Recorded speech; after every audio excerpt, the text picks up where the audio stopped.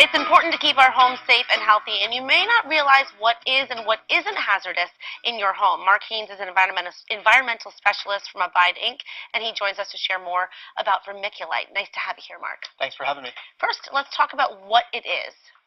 Yeah, so vermiculite is a brown, yellow, sometimes goldish mineral that is heat-treated, puffed, and most people may recognize the name from potting soils, right? Moisture retention mixture that's used for plantings. However, it was also used for insulation. This insulation was a crumble type film material that was very common from the 1940s and 1990s for attic insulation. And the problem, really, that you found was that there was asbestos within within the vermiculite insulation.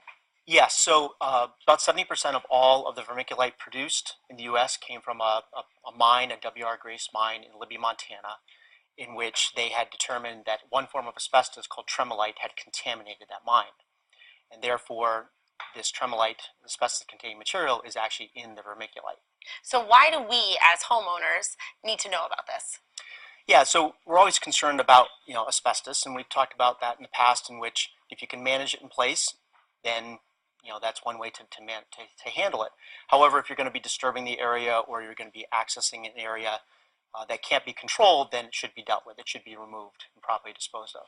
If someone does suspect that it's in their home and they want to do some renovations, there is some help that they may be able to get through the trust fund.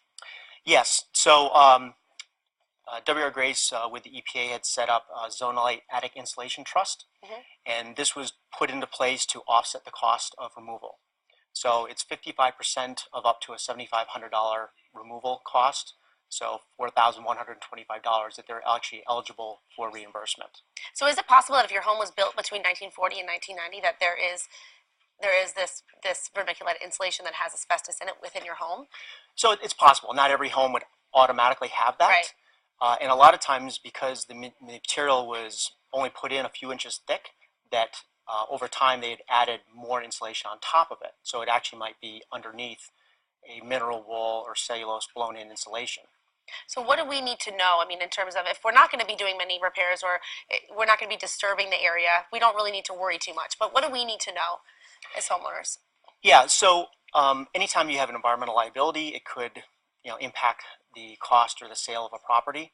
So a lot of times we find that people address it during a property transfer, or they also address it during an energy efficient audit, right? So contractors won't be able to do a blower door test if they could potentially pull in asbestos fibers into a living space, things of that sort. Right, that could be hazardous. Yeah.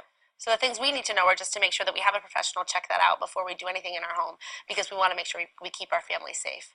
Yes, and if you are thinking of at least even getting a price to determine if you wanted to address the situation, qualified people will come in, they'll actually walk you through a process of filling an online application, a claim, take a sample, submit it to a laboratory to see if it does actually qualify for the Zonalite Attic Insulation Trust. Great information, Mark. Thanks so much for joining us and telling us all about this. And people can get this information again on our website, mymassappeal.com.